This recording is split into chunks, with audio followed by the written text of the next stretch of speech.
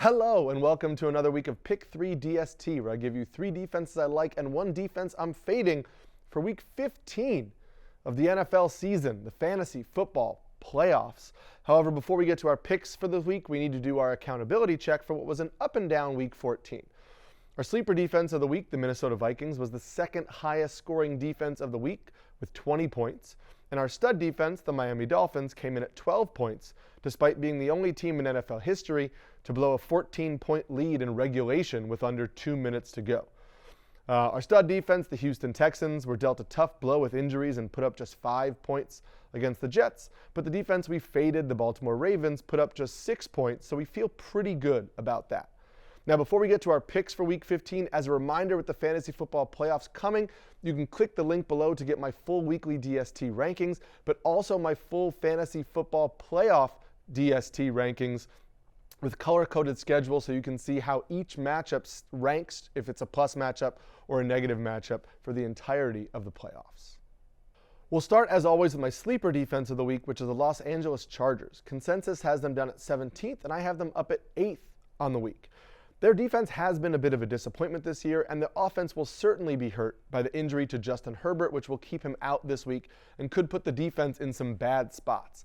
However, they're also playing a Las Vegas Raiders team that just lost Josh Jacobs to a knee injury on Sunday, so he's really unlikely to play with this game on a short week on Thursday.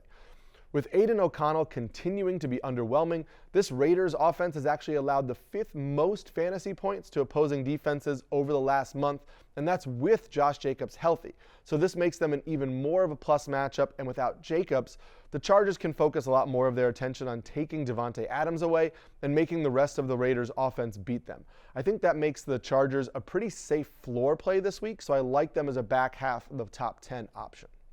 My solid defense of the week is the Atlanta Falcons. Consensus has them 9th, but I have them up at 3rd on the week.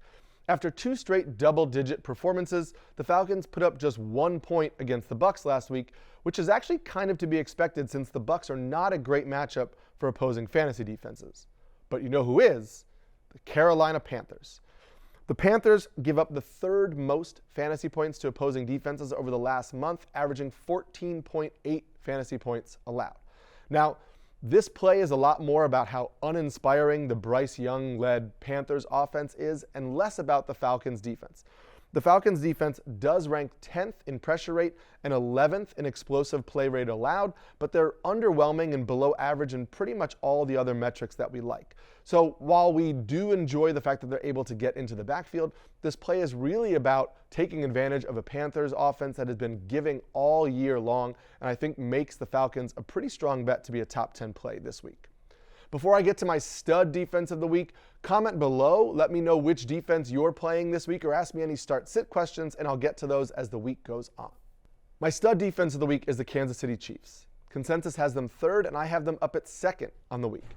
Now, the Chiefs are the talk of the NFL world for how not so graciously they handled their defeat on a blatant offsides penalty on Kadarius Toney. However, I expect them to be the talk of the NFL world next week after taking out all of their frustration on the New England Patriots. While the Chiefs did lose to Buffalo, their defense made it really tough on an offense that's been clicking since they changed their offensive coordinator. On the season, the Chiefs rank 3rd in pressure rate, 3rd in opponent scoring rate, 6th in knockdowns, which is sacks plus quarterback hits, and 9th in explosive play rate allowed. So they've been a really strong defense, and they got Nick Bolton back last week, which was a major addition to that defense. That's going to be a tall task for Bailey Zappi and a Patriots offense that gives up the 6th most fantasy points to opposing defenses over the last month. If Ramondre Stevenson is unable to play, which we expect that he's going to be unable to play, it's going to be hard for the Patriots to move the ball against this Chiefs defense, and I think that the Chiefs defense is going to be in a pretty much a smash spot against just an outclassed Patriots team.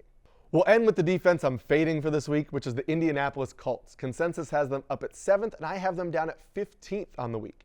Now, it's weird for me to be fading a defense that scored 67 fantasy points in the last 4 weeks. However, that's come in matchups against the Panthers, Patriots, Bucs, and Titans. The Colts defense has relied a lot on sacks and special teams touchdowns, and they do rank 3rd in the NFL in sacks and 12th in the NFL in turnover rate. However, they're also 18th in explosive play rate allowed and 26th in opponent scoring rate.